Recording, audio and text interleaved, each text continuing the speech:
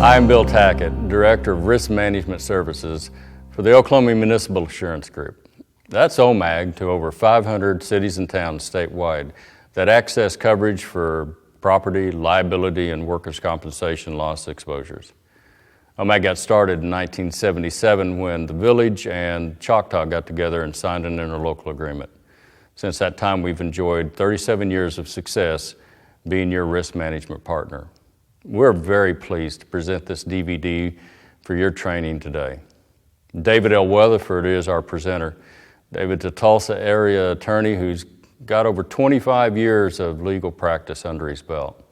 David became the city attorney for the city of Coweta in 1988, and in 1998, the city of Manford asked him to also help them be their city attorney.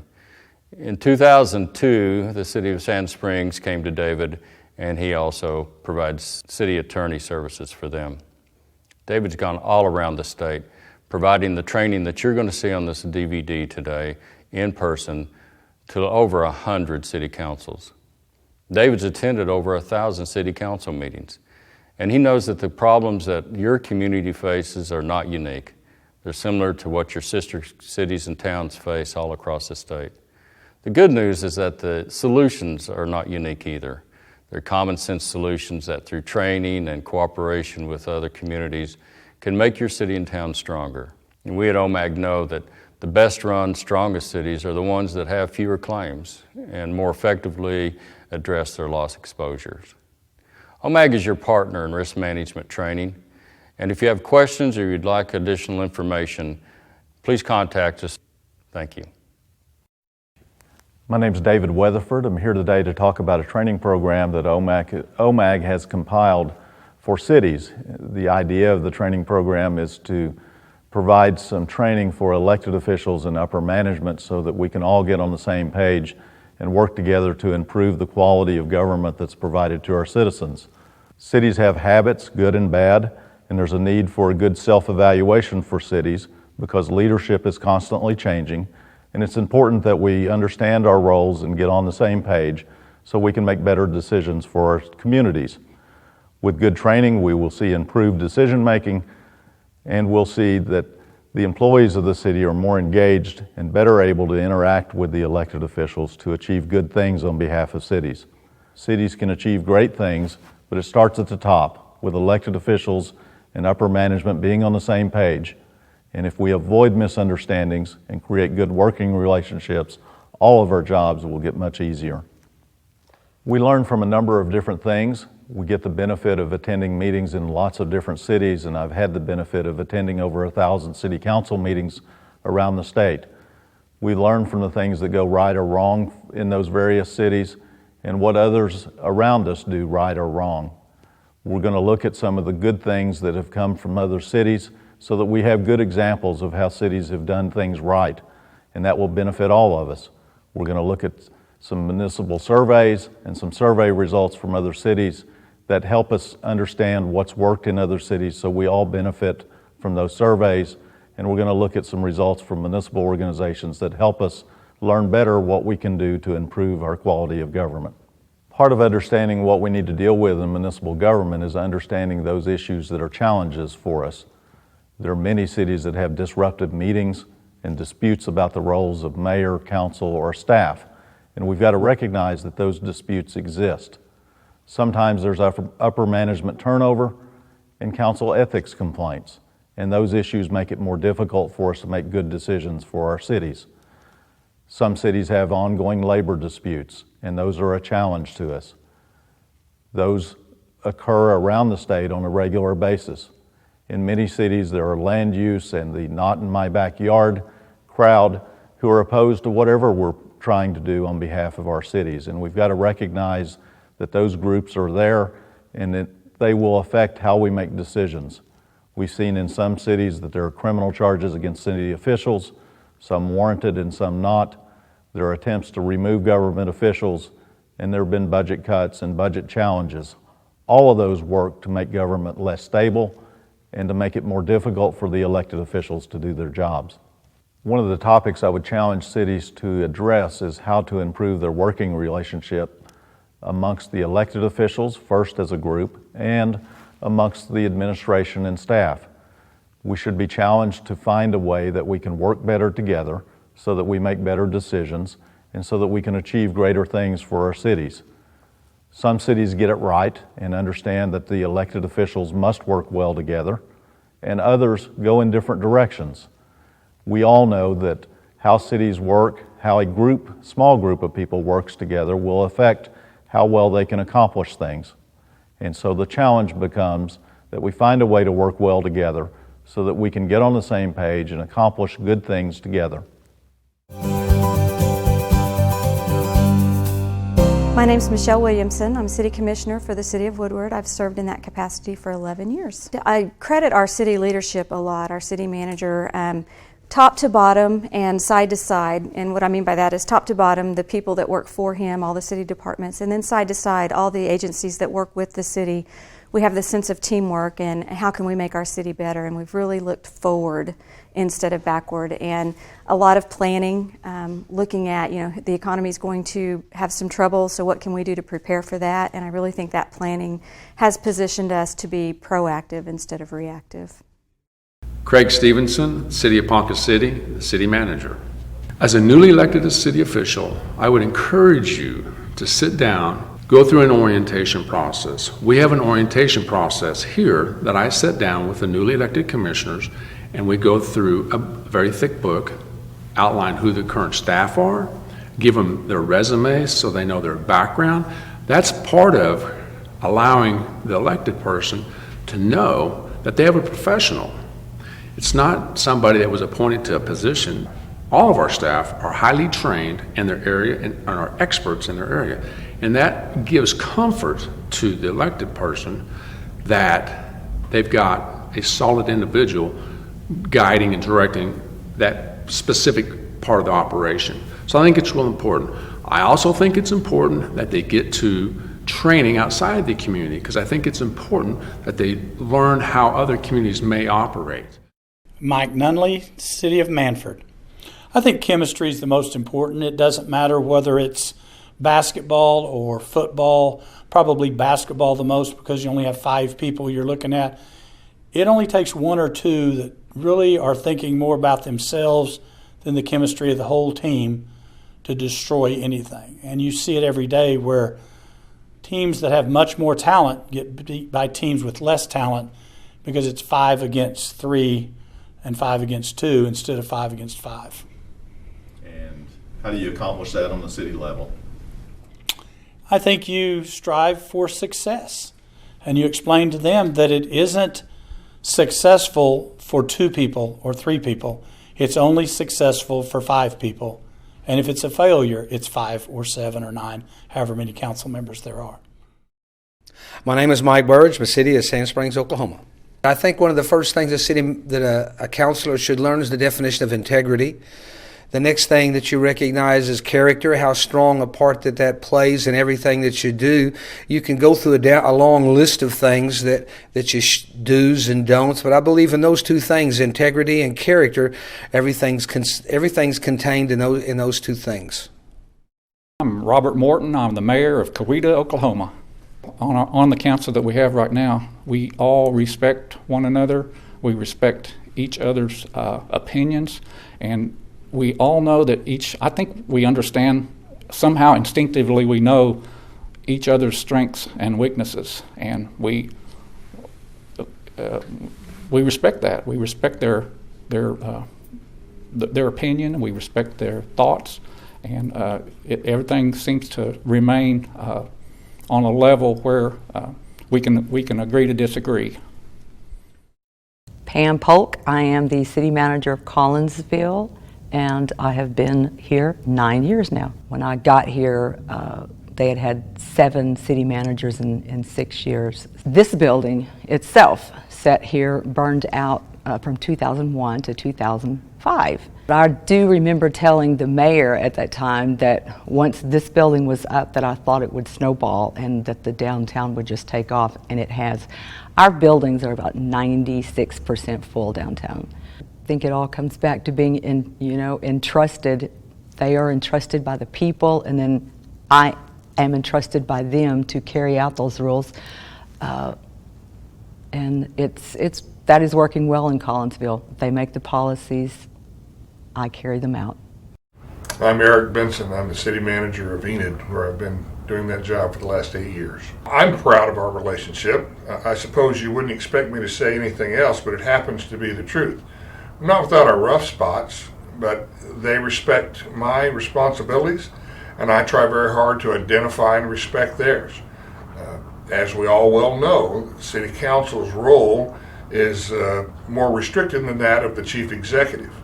But as long as I keep them updated, as long as they know why and what I'm doing, we've had a very good arrangement. It has not always been easy, and sometimes I feel pressured to go along, perhaps. But I also feel that, as I've expressed to them, if we all have the same ethical compass and it points on moral north, it's real easy to set the course towards success. Many times we see in cities that conflict is caused by a misunderstanding of the working relationship between the administration and the elected officials. It's important to understand that there are limits to what we can do, each of us, regardless of our role.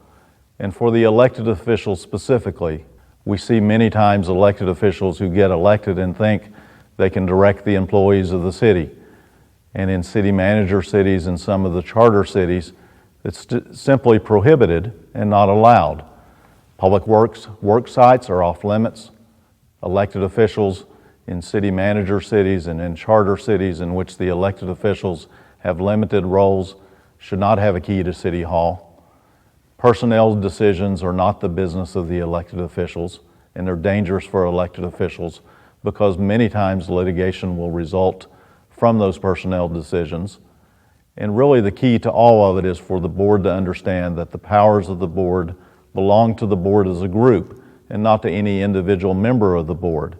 And once that's understood, all of the roles become much easier to understand for the elected officials.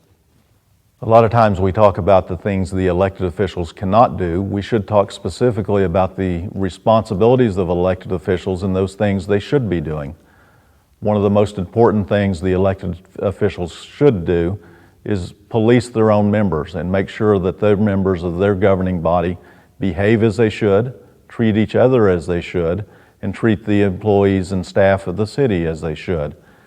There is no one else with the city who can police the elected officials other than the mayor and other elected officials.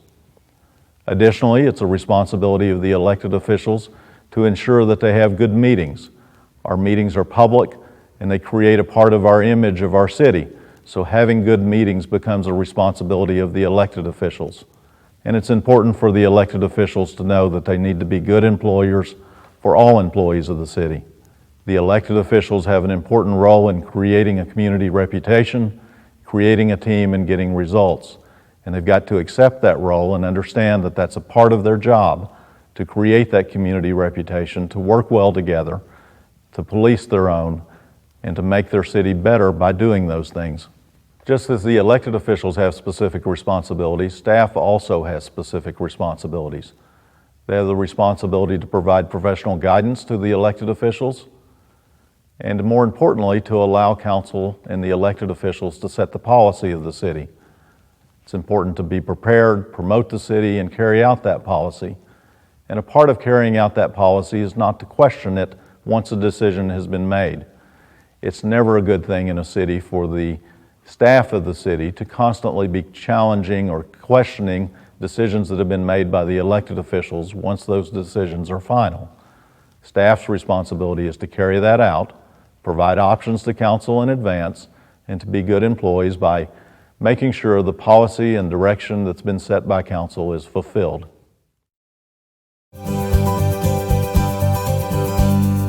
The advice I received some time ago has served me very well. The City Council is the board of directors of a multi-million-dollar corporation. They have the interests of the community writ large as their first priority. And yes, they have different slants and different priorities on elements of the community, but they have to view the operation as a business. Cost control, revenue generation, profit and loss computations, and the direct impact of their opinions, be they political or pragmatic. they can't shy from those principles. Well, we expect an agenda every Friday before the Monday meeting. I expect them to be available if I have questions on an agenda topic. I expect all the documentation that I need to make a decision be attached.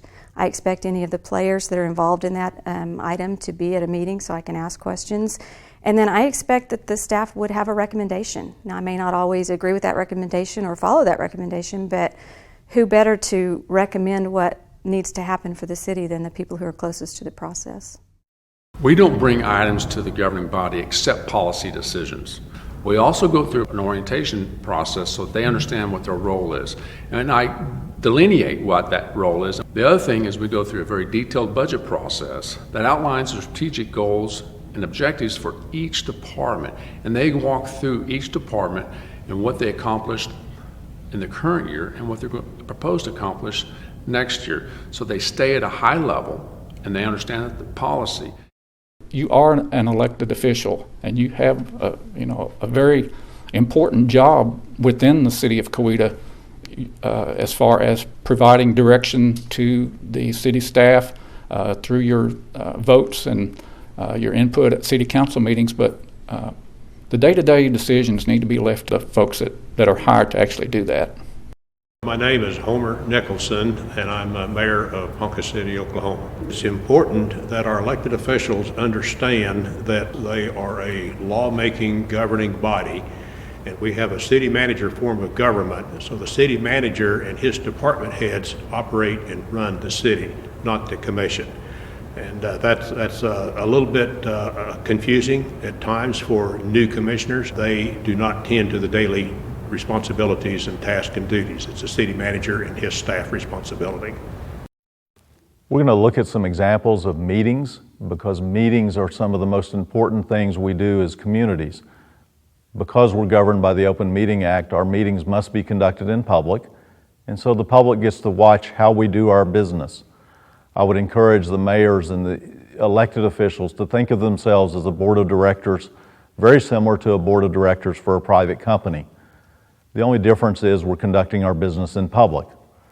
It's very important that we have good meetings, and it's very important that we show the public that we're professional, that we're prepared, and that we're qualified to make the important decisions for our cities. Your meetings create the image of your city more than anything else you do, and it's important to get it right. We're going to look at some examples of some who get it right, because they'll show us that we can do better in our meetings, regardless of how well we're doing them, because some have very good meetings and create that image for their city that's beneficial for all of us. It is a time-tested fact that in politics, unhappy people turn out to show their unhappiness. People who approve of their political bodies do not crowd rooms to repeatedly tell officials of that approval. Ken Neal of the Tulsa World. Tyler Buttram, Mayor of Manford. It went from a time of where everybody thought about themselves and how they could benefit, and just total chaos, off the cuff remarks, off the cuff motions. It was completely out of control. To now, a lot more organized, the way it's supposed to be. Traveled a lot to different cities to watch other mayors, how they run their meetings, watch other councils, how they conduct themselves, and that was pretty much the major of my training, the most of my training. Does your board get along with each other? The board gets along very well now. It went from, like I said, a time of chaos to now a time of where everybody is there for the city, not for themselves. City's seen a lot of growth, new retail development, residential development going on right now, and that has a lot to do with the council having a vision and everybody on the same page. My name is Steve Whitlock. I'm the Coweta City Manager, and I've been here on 2 tours of duty since the beginning in 1992. Well, the aspect of how you build continuity amongst an organization is you have to look at that organization, and you have to be constantly evaluating where that organization is going. Our city council is basically required us to do a retreat every year.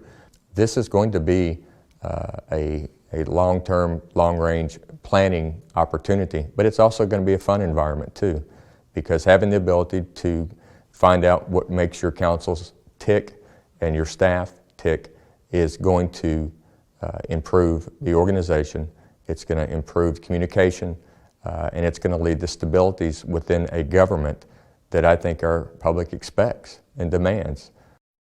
We do have good meetings, and I know some people would laugh about that, but one of the things, the training that we got from the training from OMAG was that, hey, our meetings aren't so bad. And so we have the same structure every time. We have the same expectations of our staff and of our commissioners, and I think all of us knowing what's expected of each other really makes for a good meeting. We discuss and we debate. There's not a lot of argument, and again, I think that's from being prepared. Find out the information you need beforehand. If you have a problem with something, generally we work to build consensus, and so there will be times when we agree to disagree, but I would say arguing is at a minimum. Our commission does not discuss agenda items or argue with agenda items. We may discuss casually some agenda items, but we do not have arguments. That is one thing that I can take pride in Ponca City, that we always work together. I don't know of any issues. I don't remember in 7 years of any issues that we have got into any strifes or embarrassing situations. We may discuss an item at length, lay out the pros and cons of an issue so that we know what we're voting on, but we've always been able to work together in unison as a governing body. A side comment, one time a citizen had, our commission meetings are televised, and one time a citizen had commented that they were going to quit watching our commission meetings because we never got in a fight. So I take pride in that comment. We put items on there for action. We don't bring items that are administrative in nature. They're policy setting. We provide a tremendous amount of background to the City Commission prior to that meeting.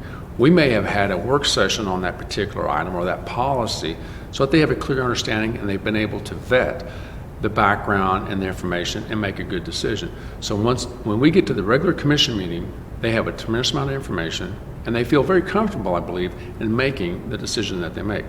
The other thing that I think it's real important is time is valuable, and city commissioners and governing body members are volunteers. And as staff, we want to be respectful of that time and do not want to bother them with trivial items. I worked 38 years in the corporate world, and I would say that our commission meetings and all of our meetings are held and conducted in a very dignified, courteous manner. We respect each other's comments. We give each person their time to hear their thoughts, pros or cons, and we lay those thoughts out on the table. We massage those ideas and try to come to a general consensus that everybody can live with. My name is Bill Shuey. We are in Enid, Oklahoma, and I am the mayor of Enid. I run it as a business meeting. We stick by the agenda, and when we get to adjourn, we adjourn, and we don't sit around and discuss things. What if? Votes are votes, and once the vote is taken, I move to the very next item. I was trained that way in the banking industry, and believe it or not, it was good training. We do a lot of things right in Enid, Oklahoma. Your city had some of the worst meetings of any city around. What was that like? They were the worst. You said some of. They are absolutely the worst. It was agendas for two people, and those two people would garner as many negative people as they could to come to meetings to make it a social platform for them. And in that time, not one bit of progress happened in our community. I believe it's imperative that if you want quality people to continue to be council members, it needs to be an experience that they can enjoy that's not a burden on them. They've been very successful. They've been very committed. My commissioners have brought a new face and a new dynamic to our community, a place that we all call home and will always call home. I'm very proud of our commission's ability to do that. They are very professional, they're very committed, but they're very well prepared for their job, not only from their studies, but also that contribution of the staff to their read-ahead packages. Our council respects each other. It's one of the first things that we document and through a variety of OMAG and OML training, and one of the things that spoke to me the loudest was that with each vote, you have to respect the vote of your contemporary, and you have to respect the vote of those who made decisions before you were elected, period. In other words, unless you're a part of the decision, you don't know how it came about.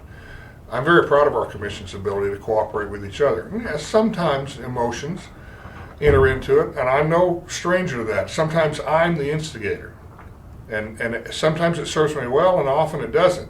And I try to remind myself and my commissioners, who also remind me, that we have to respect their stances, and it has served us well. Because our meetings are in the public has some role in our meetings and obviously is going to be present, but we can't let the public hijack our meetings. It's important for the mayor and the elected officials to maintain control of meetings, and it's important that the meetings be professional with a good decorum that gives a good image of our city and helps us accomplish our business. Again, they are business meetings, and we can't let the random, unprepared, crazy person show up and dictate how we do business. As you've seen from some of the examples we've shown, the meetings of cities are very important. It's important that you find a way to make it enjoyable so that you can make service by both the elected officials and the employees of the city enjoyable for them and a good work environment. Your meetings are business meetings, and they should be held that way. It's important to improve the image of your city by having good meetings and by working to make those occur because you control it. As elected officials, it's your responsibility, and it is within your control to make sure that that environment exists in which we have good meetings that promote our cities. We've conducted a lot of surveys of elected officials around the state, trying to determine from them what they think is important to pass on to new elected officials. And those lessons are that you should listen and learn, that you should understand that the problems of cities are expensive, sometimes difficult to solve, and may take a long time to resolve. Unfortunately, we sometimes see someone new get elected who thinks they can change things immediately and solve all the problems, and it won't happen. Some decisions will be difficult, and we all have to understand there's a limited role for all of us who are involved with city government. Really, our guiding principle should be to ask, what is the objective that's best for the city? And if we do that and get along with those we work with, we'll make good decisions for our city and improve our communities. We're going to look at some survey results, and these are results from a survey of about 100 city managers. And they've been asked some of these questions so that we can identify those problems that are the most difficult for us. As you can see, the most difficult problem for staff and management is to deal with conflict between elected officials, with 69% of those who were surveyed saying that's their most difficult problem.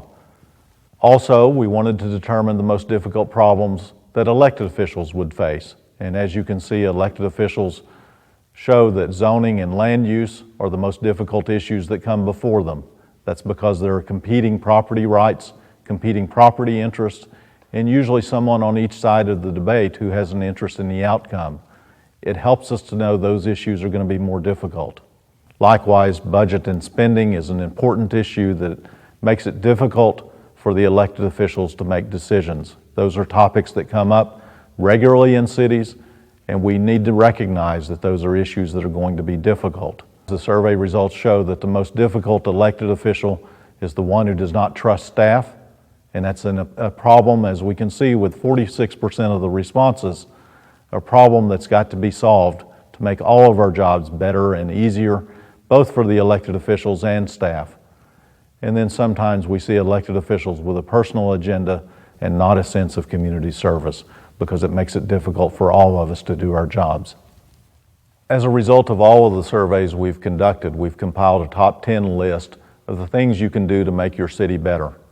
And if we start at number 10, you can see that making your meetings better is important. Your meetings should be business meetings, not social gatherings, not political events, and not a debate class. Again, you're the board of directors for a municipal corporation, and it's important to have those good meetings.